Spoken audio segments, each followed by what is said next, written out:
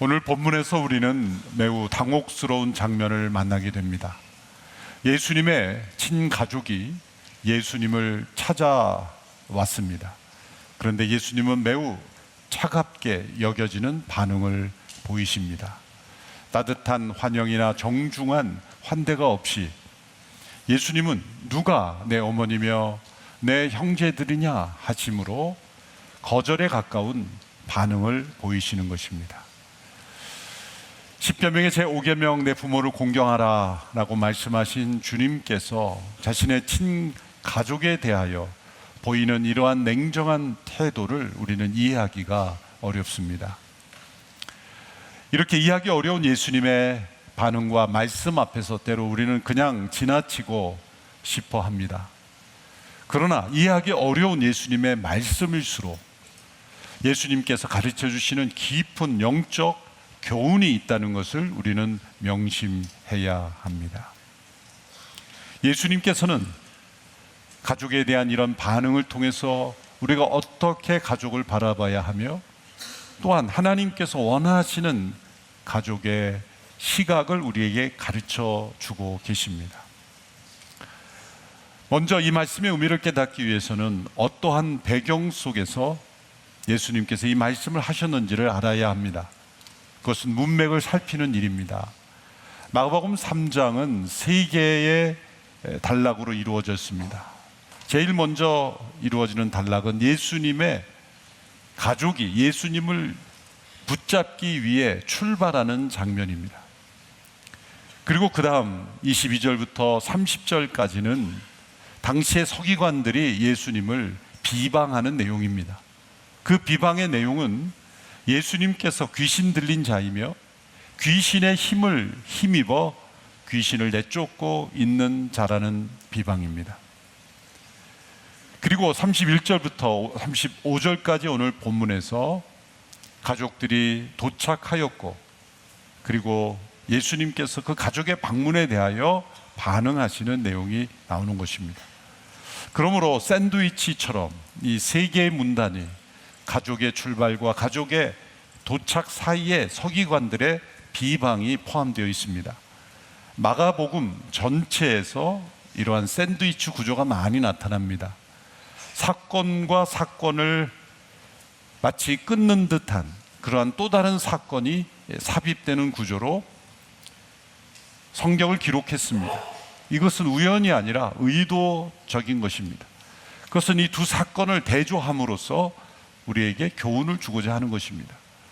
그것은 예수님을 둘러싼 이 가족과 그리고 서기관들의 반응이 예수님을 얼마나 외롭게 하였는가를 생각해 보게 합니다. 가장 가까운 사람들마저 예수님을 심각하게 오해했다는 것입니다. 예수님의 친가족도 예수님이 미친 사람이라는 소문을 믿었다는 것입니다. 또한 구약의 예언을 가장 잘 알았던 서기관들이 예수님이 누구이신지를 가장 분명하게 증거해 줄 수 있는 이들이 예수님을 사단의 종으로 몰아세우며 비방했다는 것입니다. 그러므로 예수님 가까이 있었고 또 예수님을 가장 잘 설명해 줄 수 있는 이들이 예수님을 미친 사람 혹은 사단의 종, 귀신에 들린 사람으로 그렇게 매도하는 그 상황 속에서 예수님께서 얼마나 외로움 가운데 사역하셨을까를 먼저 생각해야 합니다. 그런 가운데 예수님의 가족들이 예수님을 찾아온 것은 단순한 위로나 격려의 방문이 아니라는 것입니다. 오늘 보면 3장 21절의 말씀을 보시면 예수의 가족들은 예수가 미쳤다라는 소문을 듣고서 예수를 붙잡으러 찾아다녔습니다. 붙잡으러 찾아다녔다. 붙잡다라는 단어는 단순한 방문이 아닙니다. 강제적인 방문이요. 그리고 예수님을 붙잡아 가려는 행위요. 예수님의 사역을 중지시키려는 행동입니다. 왜냐하면 예수님의 가족들이 보기에도 예수님은 이상해 보였기 때문입니다. 평범하지 않았기 때문입니다. 귀신을 내쫓는 그런 모습들, 그러한 이적의 표적을 보여주는 모습들이 귀신 들린 자로 평가했던 누군가의 소문이 더 쉽게 믿어졌기 때문입니다. 마리아는 예수님께서 성령으로 잉태된 것을 분명히 알았던 어머니였습니다.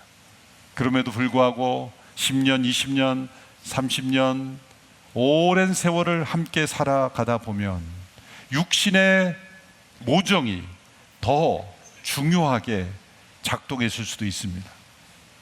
더군다나 이 시점에 남편 요셉은 일찍 세상을 떠난 것으로 보입니다.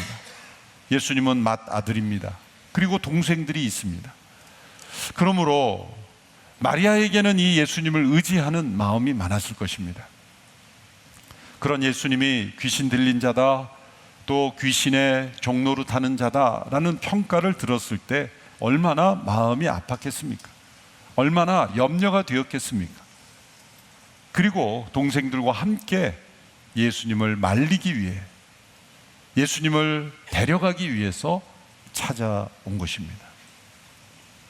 그러므로 예수님이 찾아온 가족들을 이렇게 차갑게 대하시는 그 모습은 결코 가족을 부정하는 것이 아닙니다.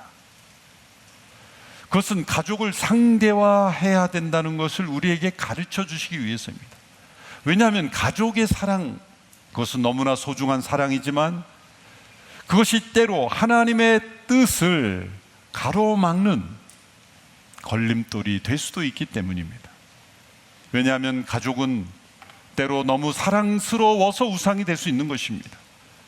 사랑스럽지 않은 것, 우리에게 끔찍한 것이 우상이 되기보다도 우리에게 너무 유익한 것, 우리에게 너무 행복을 주는 것, 우리를 안전하게 하고 평안하게 하고 행복하게 해줄 수 있는 것이 곧 우상이 되기 때문에 하나님 보시기에 우리에게 가장 큰 우상이 될 수 있는 것은 바로 가족이라는 무서운 진리가 숨어 있는 것입니다.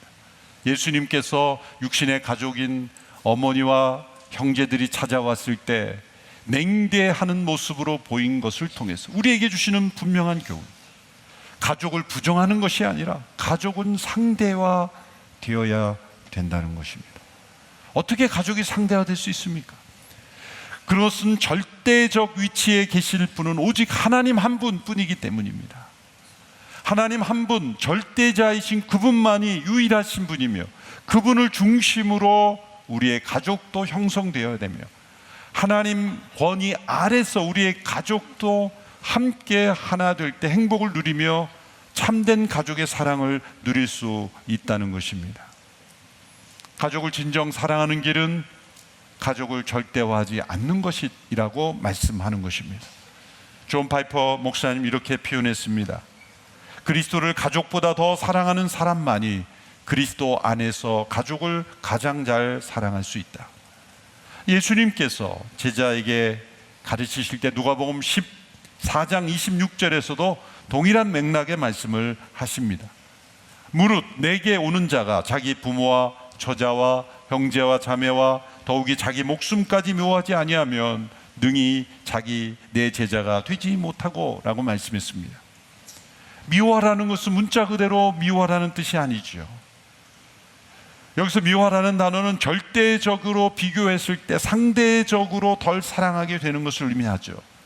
그리스도를 사랑하는 그 사랑이 너무나 커서 가족을 향한 사랑은 그 곁에서는 미움처럼 보일 정도로 여겨지는 상태를 의미하는 것입니다. 그것은 가족을 무시하거나 가족을 외면하거나 가족에 대한 책임을 부정하는 것이 결코 아닙니다. 그 모든 것에 대한 가족에 대한 사랑과 책임, 행복은 예수 그리스도 그리고 살아계신 하나님께 대한 사랑이 절대적인 위치에 있을 때 상대화된 사랑이지만 가족은 진정으로 사랑과 행복을 누릴 수 있게 된다는 것을 우리에게 가르쳐 주십니다. 그러므로 마가복음 3장 35절에서 가족들이 찾아왔을 때 예수님께서 대하신 이 반응을 우리는 자세히 살펴볼 필요가 있습니다. 32절에서 무리가 예수님께 전합니다. 보십시오, 당신의 어머니 형제들이 밖에서 선생님을 찾고 있습니다 라고 말할 때 예수님께서 대답하신 내용입니다. 33절부터 35절까지 함께 읽겠습니다. 시작.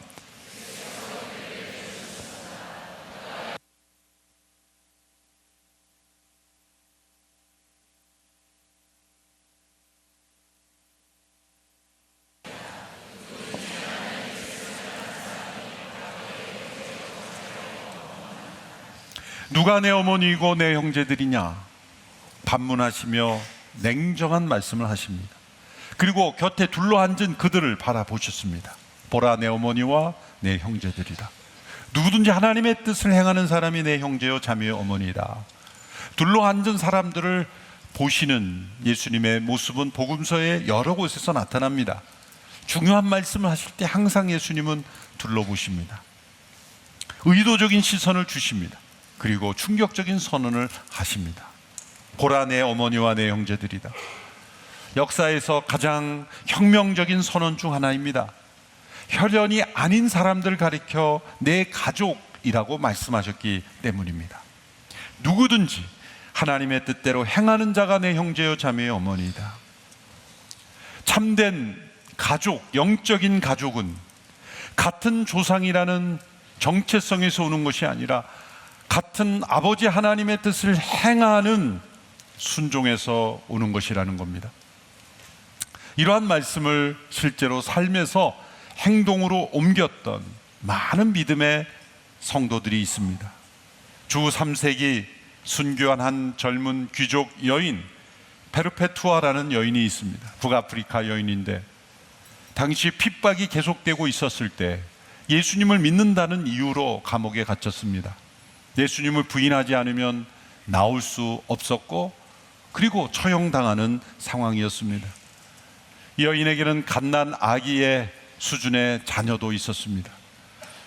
이 여인의 아버지가 감옥에 찾아가서 호소합니다. 아이를 생각해야 된다. 우리를 생각해야 된다. 어머니, 아버지를 생각해라. 가족들을 생각해서 너의 믿음을 포기하라고 권유했습니다. 그러나 이 여인은 자신의 믿음을 포기할 수 없었습니다. 갓난아이와 같은 자녀를 두고 있는 어머니입니다. 사랑하는 부모님, 형제가 있는 여인입니다. 자녀에 대한 그 사랑을 왜 갖지 않았겠습니까? 가족에 대한 사랑을 왜 품지 않았겠습니까? 그렇지만 살아계신 예수 그리스도를 부정하라는 그 명령 앞에서 자신의 가족을 선택하기 위하여 믿음을 부정할 수가 없었던 것입니다. 감옥에서 만난 한 노예 자매인 한 자매의 손을 붙잡고 그녀는 처형을 당했습니다. 누가 이 여인을 어리석다고 말할 수 있겠습니까? 아니, 그 순간만 묘면하면 될 것인데 굳이 그렇게 희생을 자초하는가라고 누가 이 여인을 어리석다고 말할 수 있겠습니까? 그리고 가족을 향한 이 여인의 사랑을 누가 부정할 수 있겠습니까? 본 해퍼 목사님도 이렇게 후에 적었습니다. 아버지와 어머니, 아내나 자녀, 국가나 전통 중 어느 것도 하나님의 부르심의 순간을 막지는 못한다. 우리나라에도 이와 비슷한 이야기가 있습니다. 일제강점기에 손양원 목사님이 옥고를 치르고 있는 때 사모님인 정양순 사모님이 편지를 보냈습니다. 손 목사님께 보낸 편지에는 이런 내용이 있었습니다. 당신은 나의 남편이기 전에 하나님의 종입니다. 당신이 주님을 배반함으로 인해서 집으로 돌아온다면 그것은 내가 원하는 일이 아닙니다. 사모님이 손 목사님께 보낸 권면은 무엇입니까? 예수님을 배반하면서까지 집에 돌아올 생각하지 마시라는 겁니다. 남편에 대한 사랑이 없어서일까요? 가족 간의 사랑, 다시 만나고 싶은 그 사랑을 뛰어넘는 절대적인 신앙을 중심으로 한 권면이었습니다. 하나님의 뜻을 행하는 가족의 모습이었습니다. 바로 이런 예수님의 말씀대로 행하는 이들을 통하여 가족의 표지가 변화된 것입니다. 그것은 가족의 표지가 핏줄에서 하나님의 뜻에 대한 순종으로 옮겨진 것입니다. 이 땅에서의 혈육의 가족은 한시적입니다. 그러나 교회는 영원한 가족입니다. 천국에서 영원히 함께할 가족은 같은 성을 가진 이들이 아니라 같은 하나님 아버지를 모신 이들입니다. 이것은 가족의 가치와 가족의 축복과 가족의 중요성을 격화시키는 것이 아닙니다. 이 땅에서의 가족 너머에 더 큰 가족이 있다는 것을 기억하라는 것입니다. 우리 그리스도인들은 혈육의 가족을 넘어 예수 그리스도의 몸이라는 거대한 가족 안에 존재한다는 것입니다. 이것을 깨달을 때 자기 가족을 이전보다 더 깊이 그리고 올바르게 사랑할 수 있게 된다는 것입니다. 예수님께서 이 가족의 정의를 하나님의 뜻을 행하는 자들이라고 정의하신 것은 새로운 가족을 창설하신 것이 아니라 본래 하나님께서 창세기 시대 가족을 창설하실 때의 목적을 회복시켜 주신 것입니다.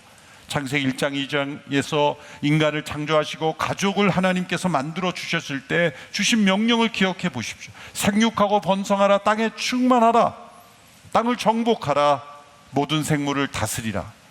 이 명령은 가족에게 주신 명령입니다. 그러므로 가족은 처음부터 하나님의 통치에 참여하는 공동체며 처음부터 하나님의 뜻을 행하는 공동체로 부름을 받은 것입니다. 하나님 나라의 가장 작은 세포 단위로서 가족은 절대로 사적인 영역이 아니라 하나님의 말씀을 행하는 자리, 관계, 공동체입니다. 상담학자이자 심리학자이자 신학자인 래리 크랩이라는 분이 이러한 지혜를 나누었습니다. 가정은 단지 의식주를 함께하는 자리가 아니라 영원히 만나는 자리이며 영혼이 가장 깊이 만날 수 있는 자리는 함께 그리스도를 바라보고 하나님의 뜻을 추구하는 자리이다. 가족의 가장 깊은 친밀함은 어디서 오는가? 같은 주님을 따르며 같은 하나님의 뜻을 행하는 데 있다는 것입니다. 참된 가족됨은 같은 성씨, 같은 혈연을 나누는 데서 시작되지 않고 같은 하나님 아버지를 모시고 뜻을 행하는 데서 온다는 것입니다. 그러므로 마가복음 3장 35절의 예수님의 말씀, 누구든지 하나님의 뜻대로 행하는 자가 내 형제여 자매 어머니라는 이 말씀은 가족을 부정하는 것이 아니라 가족의 본질을 회복시켜 주시는 것입니다. 이 말씀을 통해 예수님은 우리에게 질문하고 계십니다. 우리의 가족은 하나님의 뜻을 행하는 가족인가? 아니면 단지 핏줄로만 엮여 있는 관계인가? 우리의 가족을 돌아보게 합니다. 우리의 가족은 무엇을 중심으로 모이는가? 식탁을 중심으로 하는가? 텔레비전을 중심으로 하는가? 돈을 중심으로 모이는가? 아니면 하나님의 뜻을 중심으로 모이는가? 혹 가족이 우상이 되어 있지 않는가? 그리고 우리의 공동체, 교회 공동체에 대한 인식을 새롭게 하도록 부르시는 것입니다. 일주일에 한두 번 만나는 종교 동호회처럼 만나는가? 아니면 영원한 가족으로 우리가 서로를 여기고 있는가 질문하게 합니다. 처음 보면 너무나 냉정하고 차갑게 느껴졌던 예수님의 말씀이 깊게 들여다보면 얼마나 따뜻한 말씀인가를 발견하게 됩니다. 왜입니까? 가족의 범위를 넓혀주셨기 때문입니다. 특별히 혈육만으로는 외로운 많은 이들이 있습니다. 혈육만으로는 외로운 이들에게 예수님은 가족의 지평을 넓혀주셨기 때문입니다. 우리 교회도 6.25 전쟁으로 인하여 혈혈단신 홀로 남쪽으로 내려오신 어르신들도 계십니다. 가족이 없습니다. 고아와 같이 살아오셨습니다.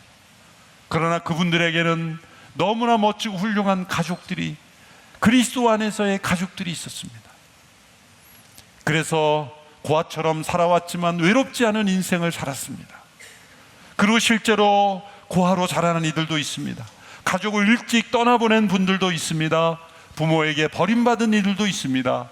홀로 사시는 분들도 있습니다. 혈육으로는 외로운 이들입니다. 그러면 가족의 행복을 누리지 못하는 것입니까? 예수님은 아니라는 것입니다. 하나님의 뜻을 함께 행하며 한 아버지를 아버지로 고백하며 모이는 가족이 있다. 시편 27편 10절에 시편 기자는 이렇게 고백합니다. 내 보물은 나를 버렸으나 여호와는 나를 영접하시리이다.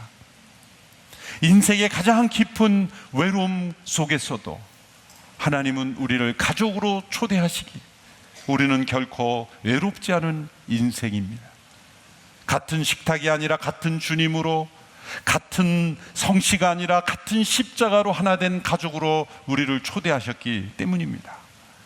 히브리서 2장 11절 12절의 말씀을 함께 읽겠습니다. 시작.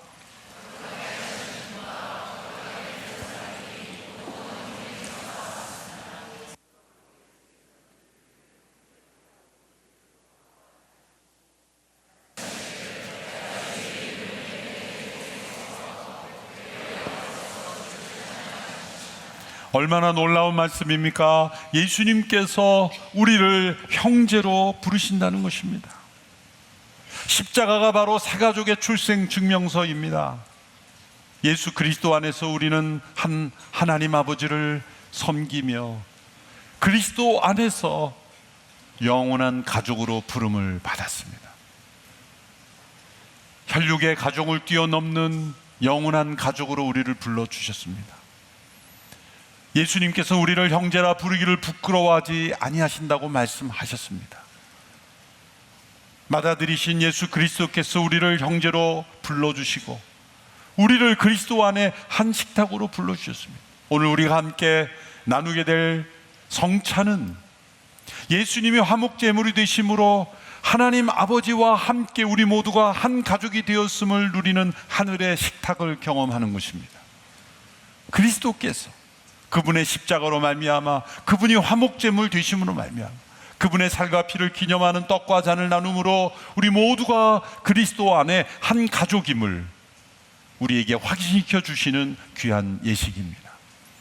이 말씀 앞에서 우리의 가족이 하나님의 뜻을 행하는 가족으로, 우리의 교회가 하나님의 뜻을 행하는 가족으로 변화되기를 우리 함께 결단할 수 있게 되기 바랍니다.